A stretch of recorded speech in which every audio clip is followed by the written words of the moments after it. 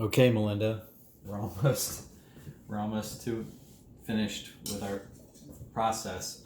I had that little board, and I had all the steps. It's way over on the other side, so I'm not going to get it. But what we're going to do is we're going to finish the shaping today, and then I'm going to put them in the fridge to cold proof overnight. I bought these baskets from a place years ago, from a place called Lucky Clover Trading Company, and they're really cheap. If you look on Amazon, they're like 3 times as expensive as they are at Lucky Clover. But they're little baskets. For your shape, you can also use, for proofing, you could also use a colander with a kitchen towel that is dusted with flour.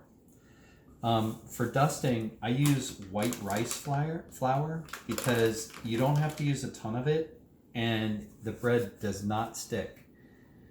So what I do is I just kind of go around my form. If you had a colander with a dish towel in it, you could just do that. You can also use regular flour. I have the white rice because I do this probably more often than many. And I'm going to do 2 shapes. I'm going to do that elongated one, and then this almost like a brat form, but it's not a boule. I kind of like this shape instead of just the round because it makes more slices of bread for like sandwiches or whatnot. But anyway, that's just my preference.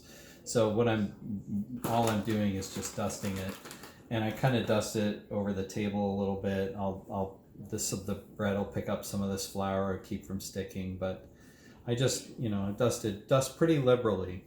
Realize that the flour, you don't want it to stick in the form that you put it in, and it's much better to have a little more than not enough, because it'll deflate when you take it out. So these are the 2 shapes I'm going to do, and I'll just show you how I shape them. These are the shapes, the dough balls that I made, and you can see that they're flattened a little bit, but they've still kind of retained that round shape. These have a little bit of flour on top and the skin. I'm going to use this guy to get this guy up. So I'm going to pull him down. Now I'm going to do this shape first.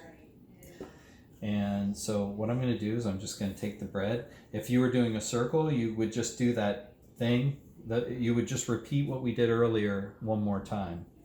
But for this, that piece out of there, I just take the flour and kind of stretch it out a little bit, and I fold the sides in.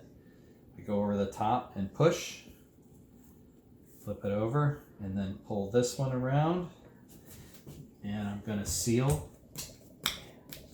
along this ridge there, and you can see I have a pretty good little cylinder of dough. And again, doing that pull, I'm going to pull it, and that puts a seam on the bottom, but it also tightens the skin. I don't know if you can see this or not, but you can see how it gets a little tighter that way. And that's a good surface for me to cut and then bake. It'll hold its shape. And then I put it upside down, seam side up, in the form. I'll cover it with a towel and put it in the fridge overnight. Now, the longer, and that's called a cold proof. So this longer guy, I'm going to do that same thing. I'm going to kind of stretch him out a little bit, try to keep it uniform. But instead of folding these ends over, what I'm going to do is I'm going to come over the top and push in. And then I'm going to pull this one over. Do that same thing with the heel of my hand, just sealing that edge, kind of popping the bubbles too. And then just elongate it so that it's about the length of this. If it's a little too long, you can just drop it back down and then pop it seam side up in there. And that'll go in the fridge with a towel on top overnight, and I'll bake them in the morning. So, see ya.